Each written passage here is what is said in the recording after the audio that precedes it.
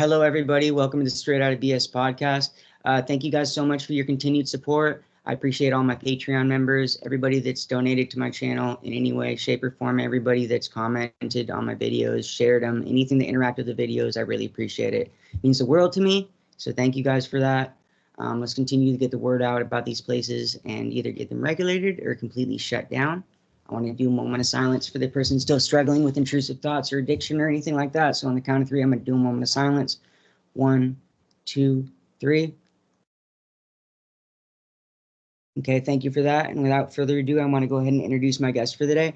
Go ahead and introduce yourself and where you went and what years. Okay, so I went to 2 different of these boarding schools.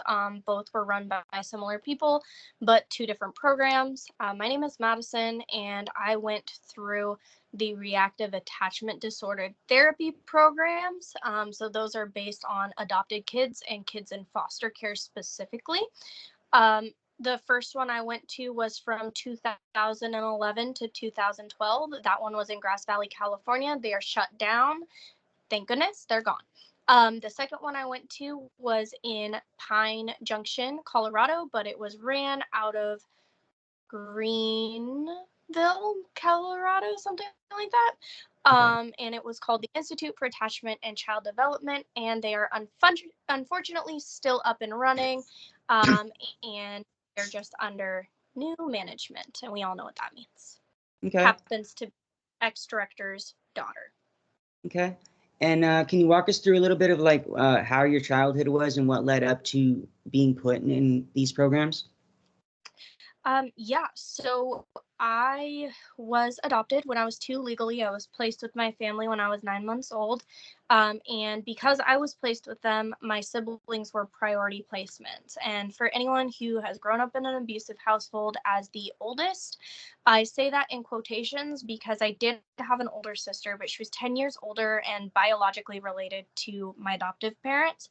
So she wasn't much help. And so I was the oldest of the younger group of siblings and the oldest of the adoptees. We are all from the same mom. And I grew up protecting my siblings. The first time I said no directly to my mom, I was 2 years old. And I remember it clear as day because of what happened after was physical assault. I don't remember a time in my life where I felt safe. My main abuser was, in fact, my adoptive mother, who tried to remove me from this earth multiple times. And I just chose to keep fighting because every time that I kept fighting, it meant that my siblings weren't going through so much. And I did that until I was 8 years old. When I was 8 years old, I tried to end myself because I thought if I do this, CPS will come investigate and they will come save my siblings. What ended up happening is I got put into the first residential treatment program for approximately 2 weeks.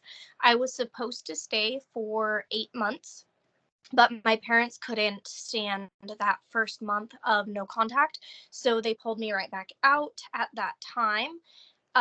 Interestingly, it was a lot worse then than it was the second time I went.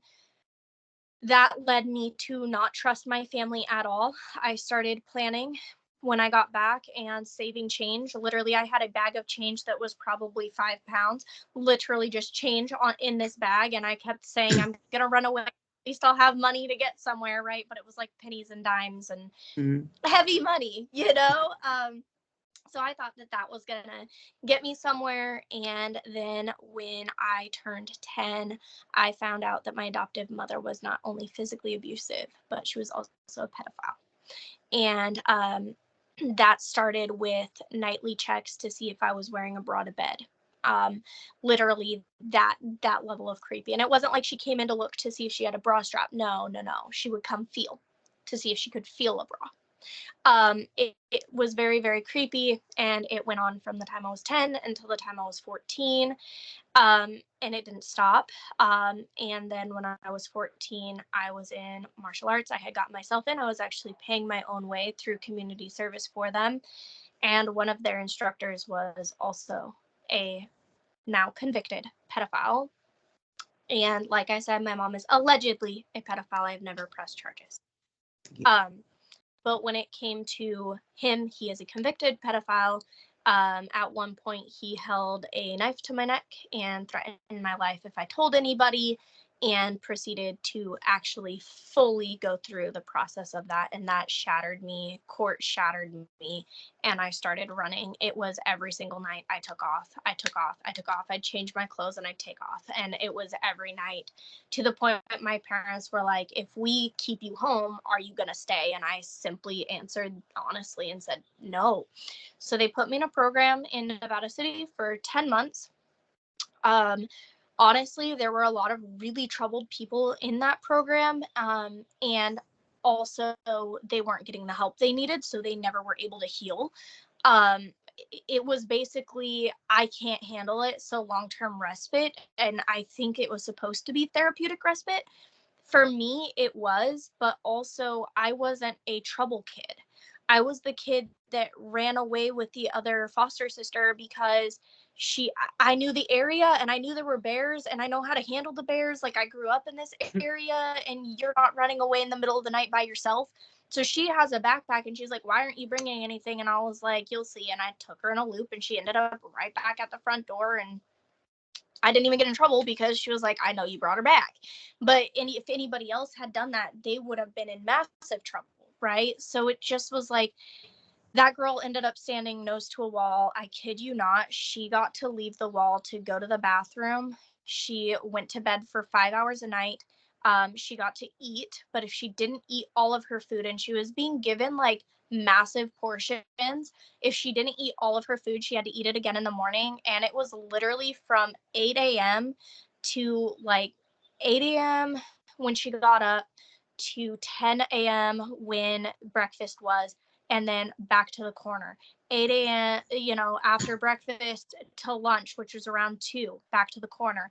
2 p.m. to 8 when we had dinner at night, back to the corner. 10 at night, back to bed. And then she wasn't allowed to talk to any of us. None of us were allowed to talk to each other. If we were caught talking, we got in trouble. Very similar to like the programs, actually. We weren't allowed to talk to our parents at all for the first month, but we had to write a letter to our parents every single night, and it had to be exactly 1 page, every single line filled out with no writing in the margins and no turning the paper over. And it had to be us basically confessing to everything we did to get us into this situation. And I was the only one that didn't have to do those confessions. What I did was I asked why. I always prefaced it with, I don't understand why you've always hated me. I don't understand why me being harmed is my fault. I found paperwork because I worked for the lawyer that represented me. I volunteered for them. She handed me my own court paperwork, and I found a letter from my mom that said, and this is engraved in my mind, if he hadn't raped her, somebody else would have, because it's simply par for her course. And this was a letter that my adoptive mother wrote the court that my lawyer refused to give the court. But she gave it to me to see, like, I know you're in danger and I'm trying to help you. So this was the most help that they could give me, was to get me out of the house. Those foster parents did push for a full relinquishment of rights to be able to adopt me, and it didn't work. So I went back. Mind you, I went back under the threat of, if you don't come back, you're not going to be able to go to your sister's wedding. I won't let your younger sisters talk to you. I'll tell them that you're awful and horrible and all these things. And I'm thinking, I got to save this relationship with my sisters. Like, I've been trying to protect them this whole time. One of them's about to go through puberty now. I have to be there to protect them from what's about to happen to them, because I know what's going to happen. It happened to me. To go back, and I'm back for exactly 10 months. And then my mom calls the cops on me. She tells me to get all my stuff and leave. I have a full-time job at this point. I'm doing actually really well for myself, and I have somewhere to go. She tells me pack all my stuff and leave. So I go to pack my stuff, and she starts blocking the doorway so I can't get in. And she ends up calling the cops and saying that I said I was going to unalive her, which was not true. I did not ever say that. Ended up in a mental hospital for 12 days. And the reason it was 12 days is because the psychiatrist believed me and told me that he wasn't going to release me back into that family. And so they told my family to find somewhere else for me to go or relinquish their rights to somewhere else. And they chose the Institute for Attachment and Child Development. By this time, I'm 17 years old.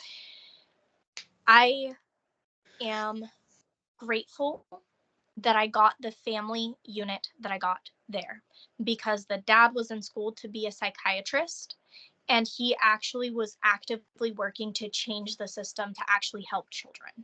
These were family units. The rules were the same as the first placement: no contact with your family for a month, except I didn't have to write a letter, and no one had to write a letter to their families. We didn't have to do that. There was no talking, no touching, no interacting for the first month in theory, unless you proved yourself worthy of it. They also added in the aspect of hard labor. They wanted to take more children into their home, so they had a basically cement basement that they turned into 4 living spaces, 4 little rooms. All of these rooms had alarms on the doors.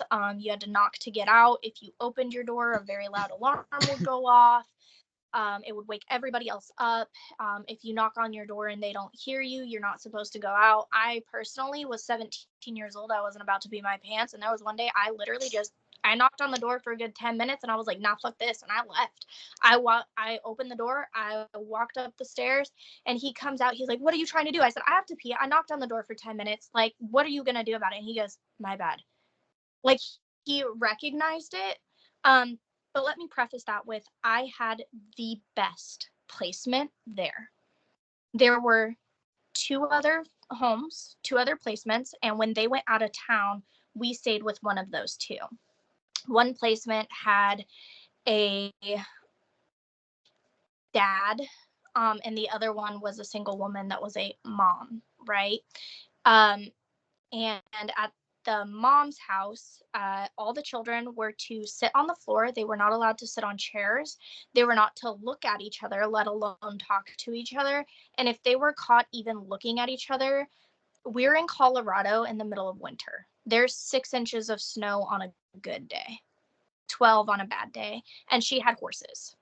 She would have us go out into the pasture with our bare hands. We weren't allowed to wear jackets. We were only allowed to wear sweatshirts and break the ice with our bare fists in the horse water troughs.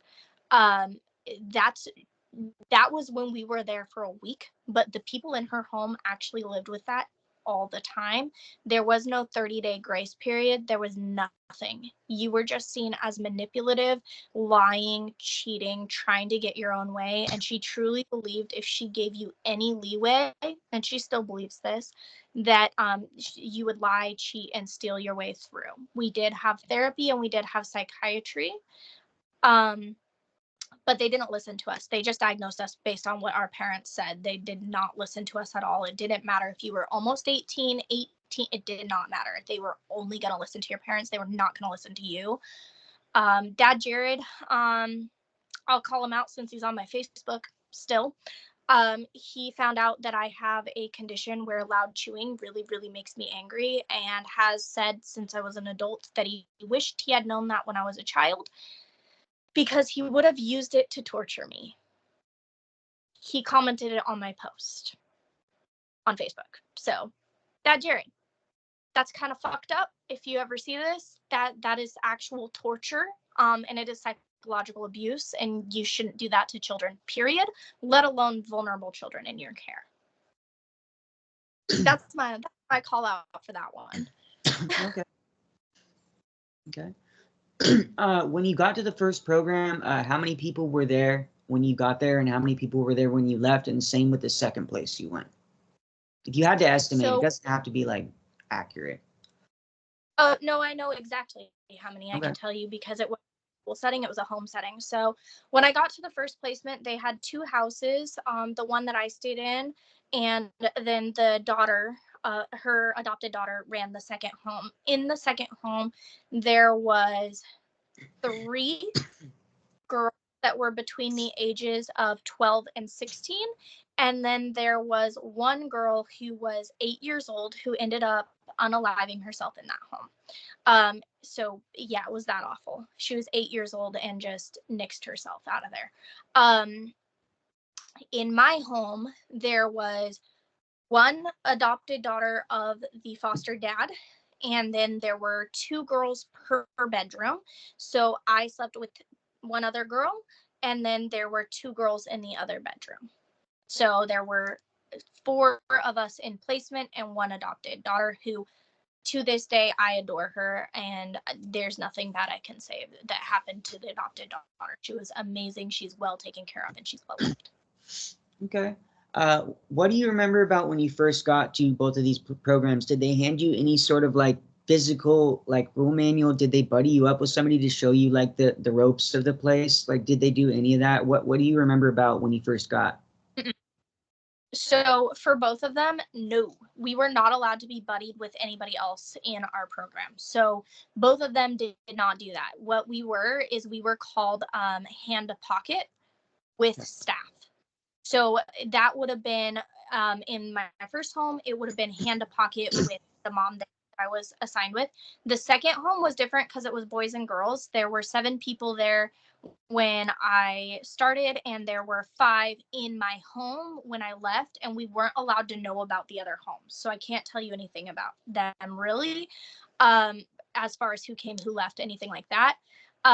But yeah, so we were hand to pocket, and then the second one, it was butt to chair. So she would sit on the couch, and the couch was an L shape, and then one side of the couch was one of the older girls who's almost 18. The other whole L shape of the couch was for her biological children and her adopted son, so the ones that weren't in the program. And then there was, those little circle chairs that like fold out? Yep. There were 4 of those, and I had the corner by the door, and then one had the corner by the kitchen, another one had the corner by the sliding door, and then there was one on the floor in the corner by the TV, to where they couldn't see the TV because they were on a TV ban. So they were in that corner there. And so we were all like separated, and then they had half walls throughout their house. So we actually couldn't see each other even if we tried, because there were half walls there. But yeah, so that was how it was in those places. And then I wasn't allowed to go to my first semester of senior year because I transferred 1 week into that semester, and they just refused to do the paperwork until the second semester. So I was actually home for 3 months just with them. And again, they realized, hey, I think this kid has trauma. Because they were one-on-one with me so much, they realized I pretty much would just conform to what they asked. And they were like, oh shit, this kid is not what we've been told. But if it was a larger program, they wouldn't have known that. Yeah. So. I have to ask, how was the food there? Was it horrible? Was it bearable? Was it good? The first program, abso-fucking-lutely horrible. Think white lady in California that puts raisins in all of her spaghetti. I will say that they gave massive portions.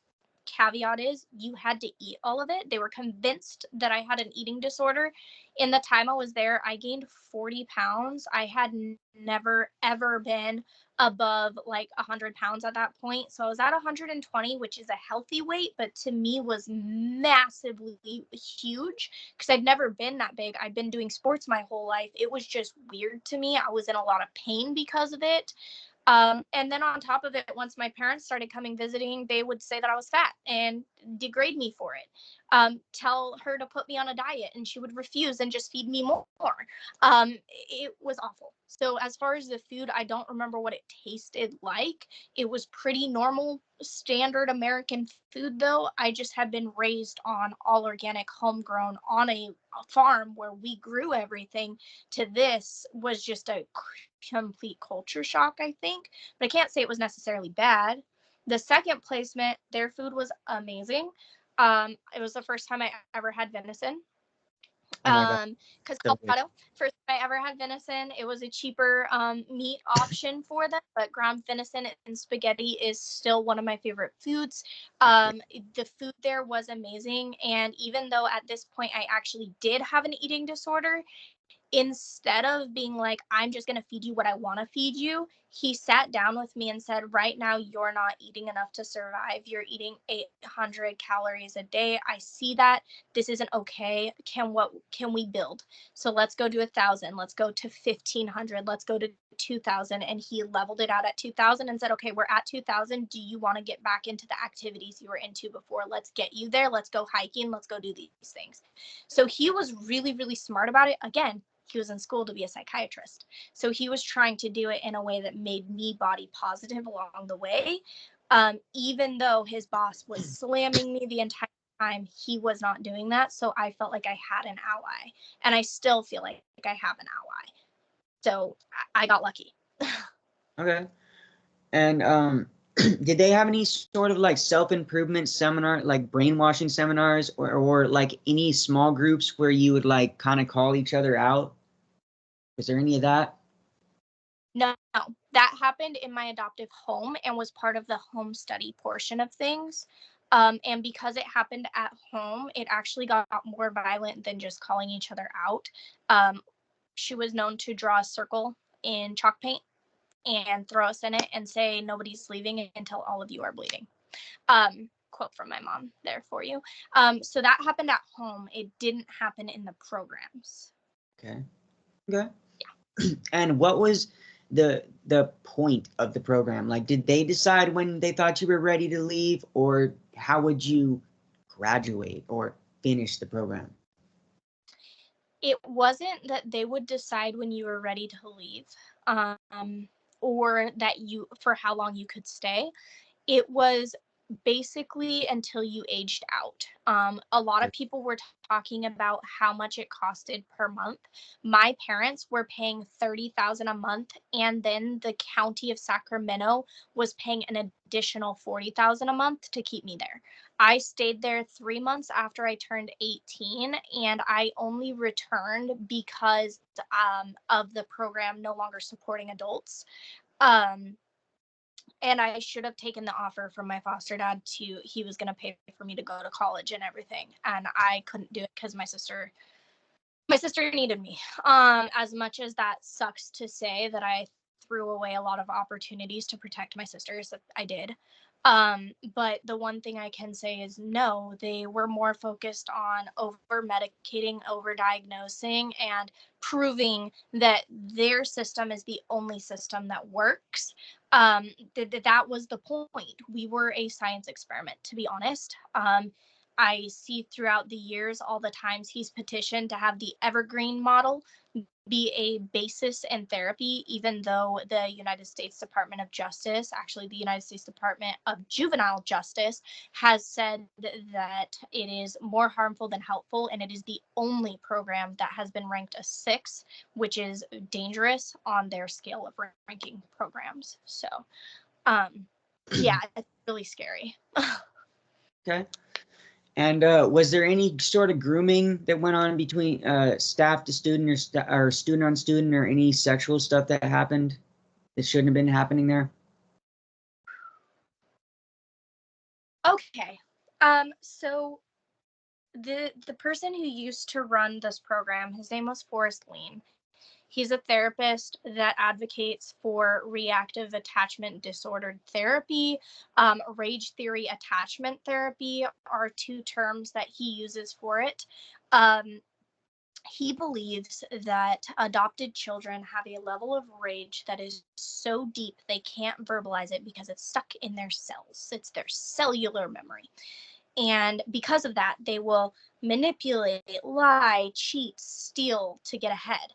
And the only way to express that is to make them so uncomfortable that they can only tell the truth.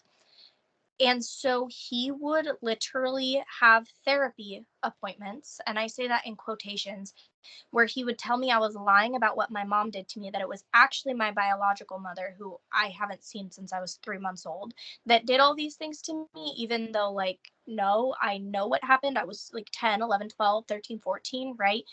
He told me that I wasn't actually raped by the person who went to prison, even though it's legally documented in court. But he would say all of this while forcing me to sit on his lap. I was 17 years old. There were children in this program who were 6 years old in this program. So he would have me at 17 years old sitting on his lap while he bear hugged me so I couldn't go anywhere, and tell me that I was lying about everything that happened in my life and I just needed to accept that I was bipolar and lying. They diagnosed me bipolar without ever talking to me. They put me on lithium without ever talking to me about how I felt about it. And lithium, for those who don't know, if you don't actually have psychosis, will really mess with your brain. It had me drooling, shaking, passing out, having tremors, unable to comprehend what I was reading, um, actually having hallucinations that I'd never had before, all of this. And when I brought it up and said, hey, something's wrong, I really need a different dose, they said, stop complaining, you're just lying, and then doubled the dose as a punishment, which really, really affected me later on, because going off withdrawals from lithium is like going off of heroin. It affects your bones, it affects everything, and it's painful. It's 6 months, and I went cold turkey because I couldn't, getting out, I couldn't afford a psychiatrist to help me, and I couldn't take it anymore because it was making me so sick that I would have rather been sick and detoxing than just sick all the time. And it was probably a really bad decision, but I went cold turkey and lived in pain for 6 months after that. So Okay. yeah. And let's see. So how did you end up leaving the second program? How did I get out of the second program? To be fair, my parents had been asking for me to come home for quite some time, and they had kept telling them that I wasn't ready, that they weren't ready, that they needed to go to therapy. So this is something I don't know because my parents won't tell me. There is a parent program for parents through this program where the parents get therapy and they fix their home, and it's supposed to be like both sides are working on things. But according to my mom, I still have contact with, they were never provided a therapist. They only talked to Forrest, and all he did was tell them like, oh, she's still manipulating, she's still lying, she's still saying you assaulted her, she's still saying you tried to kill her, so she's not ready yet. And that was like the extent of it. Okay. When I did go back, I was 18, and the therapist actually flew back with me and had my mom set up. I was 18 years old, mind you. I was an adult. Had her set up and helped her start the process of filing for a conservatorship over me as an adult. So not only did they want me in the program, they wanted a conservatorship so they could put me back in the program as an adult. And I found out about it. I had a job and I took the fuck off. I walked away. I didn't have a car. I had a job, and I had a really good friend who has become my father, mi papa, who's a Latino man who was and still is a farm worker, and I was walking to his house. I was on my way. I was walking to my dad's. And my mom actually tried to end my life at that point by running me over in a truck. And it is the first time the police department ever did anything to help me. And they told her that I was an adult. She did not have any legal way to stop me from leaving, and that she needed to go home and figure it out. And she said, I'm in the process of filing for a conservatorship. And he said, it hasn't been granted, so go home. And so I walked to my dad's house, and I never went back to that house. Okay, let's talk about reintegration into society. What has affected you from these programs? What have you struggled with the most, and how is reintegrating back into society?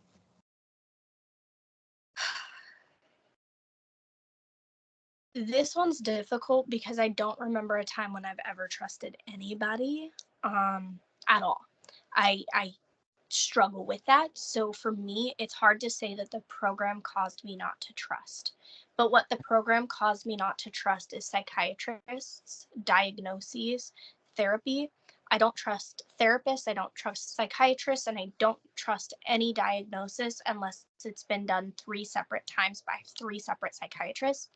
Um, and I won't, and even then I'll still doubt it. I've fired therapists and psychiatrists for simply saying you have dissociative identity disorder. Um, I straight up fired all of them, even though it took 5 for me to believe it. Different practitioners diagnosing me.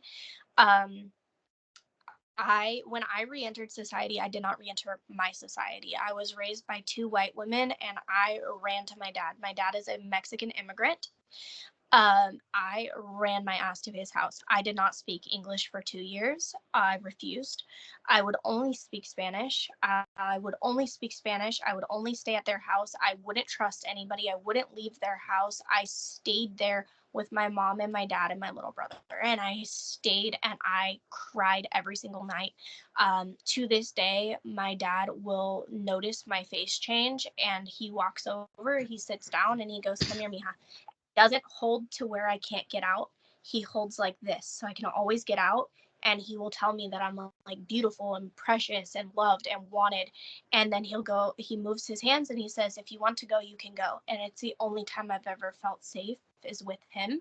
But yeah, reintegration, 2 years, I refused to speak any English at all. And then when I did finally move out of their house, I moved into a halfway house and found out that my boyfriend had killed himself, and I went to go take care of his family because I'm a fixer. I was going to fix the family. I was going to fix the things. I was going to protect the kids. I was going to do these things, right? And that landed me homeless for 6 months on the street. Joined the military to get out. The military didn't work out. I had a psychiatric break in the military. And all of that happened. And then I turned 20. And when I turned 20, it was like this shift happened in my brain. And I was like, I have to get my shit together. And I went back to my hometown. I moved in with my mom with a signed contract where she was not to enter my room without letting me know. She broke that contract within the first week, but I got my first paycheck, so I put a down payment on an apartment and I moved out. It was really that simple for me. These are my boundaries. I'm not letting anyone cross it. I don't know what the shift was, but that shift happened. It might have even been the military and being around people who had good boundaries. All of a sudden, I was like, boundaries. This is what I needed.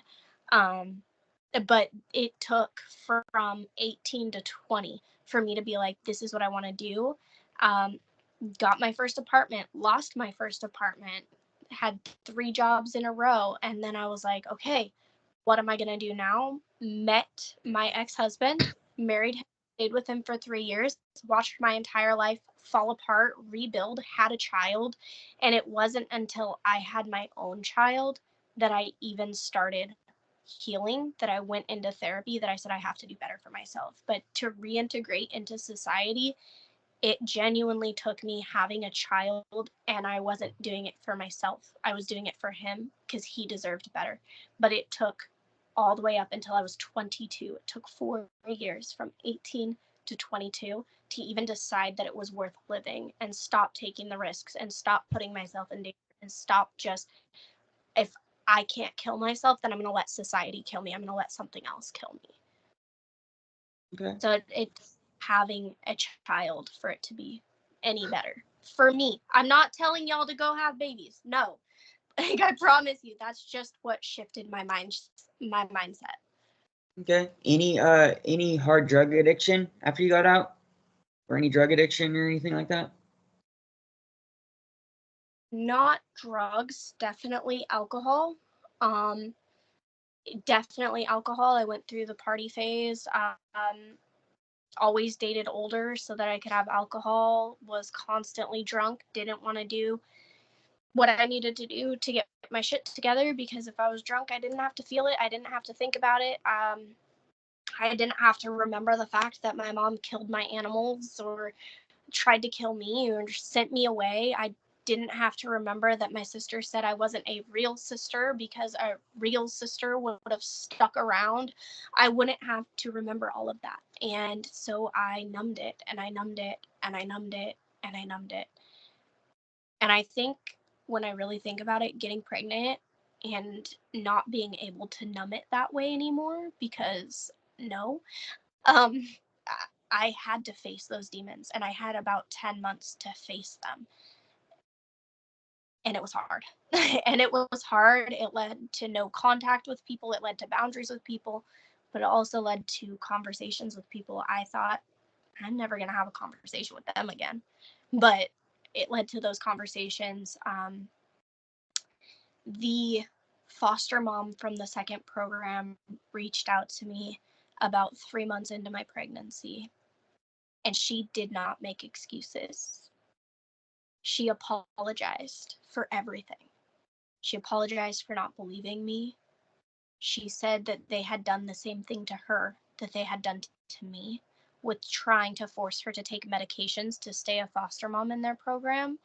And she had refused because she wasn't, in fact, bipolar. She had lupus.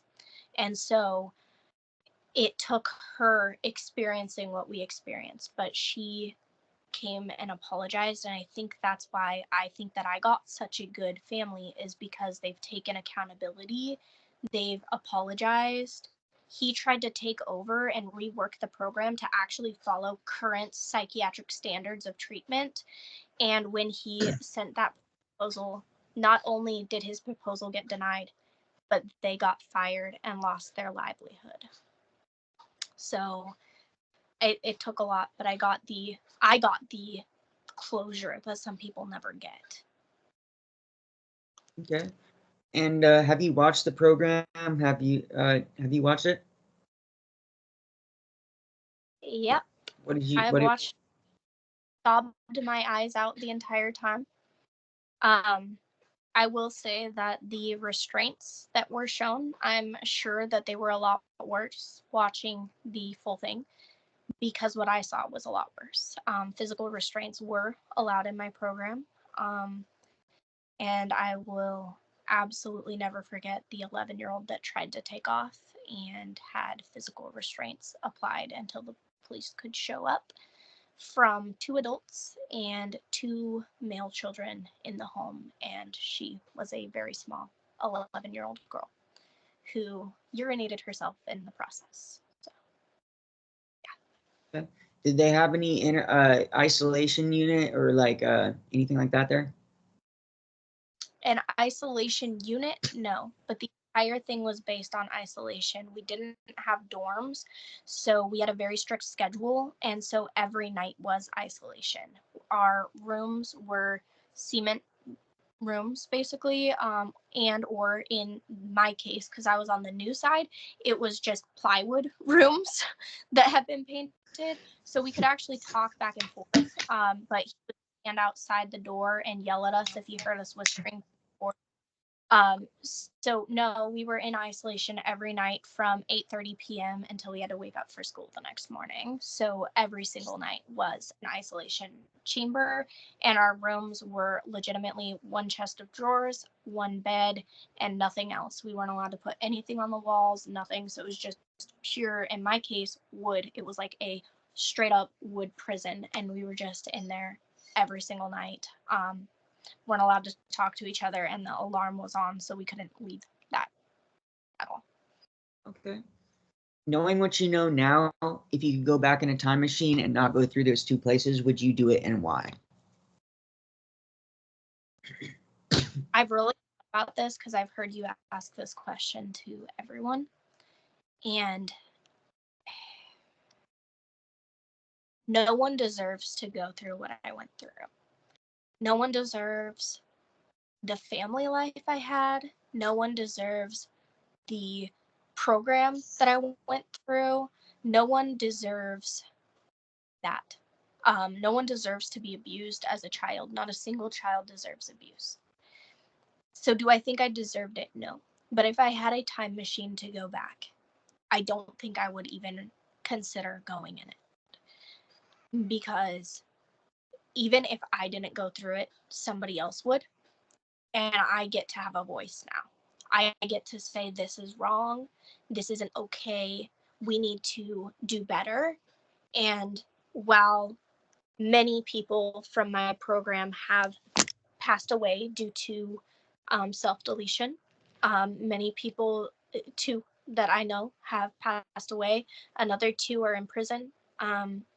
One faced losing her children last year, and won that case, but it was due to her own things that needed to be changed. So when I look at it and I see all the damages caused, in all actuality, I have the voice, I have the fortitude, and I essentially was groomed unintentionally to be really fucking strong from the time I was 3 months old. I am a survivor who has a voice. So I wouldn't undo it because now I can change it. Okay. And okay, just blanked on the questions. You're fine. This usually happens towards the end of the interview. So where are you with your parents today? Have you tried to tell them how the program affected you? How being sent away affected you? So I mentioned I'm no contact with one of my parents and full contact with my other parent. The parent I'm no contact with, yes, I did. I tried to tell her after the first program how it had affected me. I literally had a PowerPoint of how it had affected me, the current psychological studies as of 2013. And I literally laid it out for her and asked if maybe she was projecting onto me, even. And I tried everything, and the response was a literal smack in the face, and she walked away. That was it. She literally backhanded me and walked away. Didn't say a word. So no, I've never tried to talk to her about that again, but I did go no contact. My other parent, about a year ago, for around Christmas time, I said, I really don't like Christmas, and I don't want to do these things until we have a conversation. And so she scheduled a conversation, and I came in with a notebook this time, and I explained to her everything that happened in my childhood and how her sending me away told me that she didn't believe me about what was happening in the home, that she didn't trust me to tell her the truth, even though I'd been telling her the truth the whole time, how it made me feel like I wasn't worth anything to anybody, how it led to suicide attempts. And I laid it out for her, and I asked her if she wanted to respond. And when I tell you, she broke down crying, and said, I did the best I could with the knowledge I had, and I realized that it wasn't enough. And in some cases, it just perpetrated the abuse because I didn't listen. And I could have had more knowledge if I had just listened. And I said, right now, I feel like we have no relationship because of where we're at. And she said, I want to have a relationship with you. And I said, and I'm an adult. And she goes, yeah. And for the last 5 years, I've looked at the relationship you have with your dad and how you built that from scratch and how he is. I want that with you.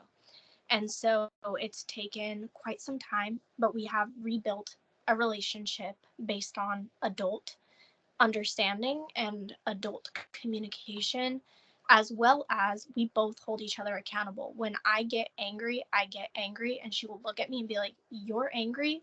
I don't want that in my space.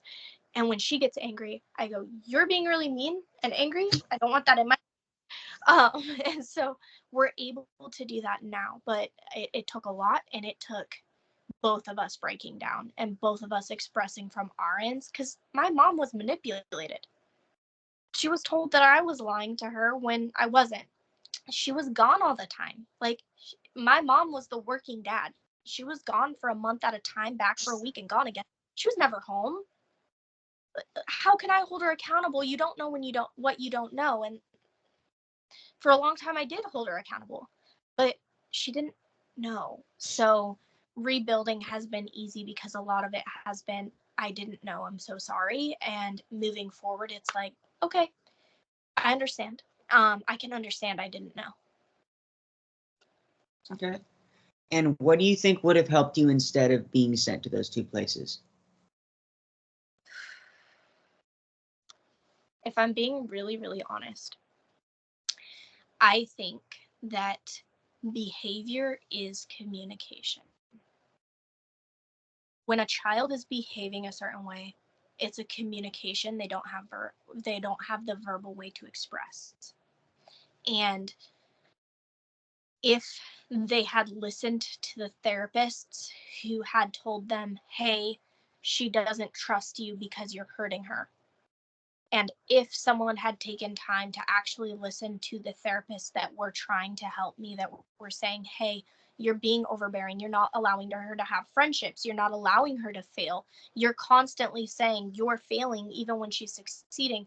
If any of that had happened and any of the therapists up until that point had actually been listened to outside of the reactive attachment disorder therapists, if any of the outside therapists had been listened to, all of this could have been avoided, because there is really good psychological, sociological, and therapeutic information out there. And there are therapists who are trained to handle trauma and are good at it.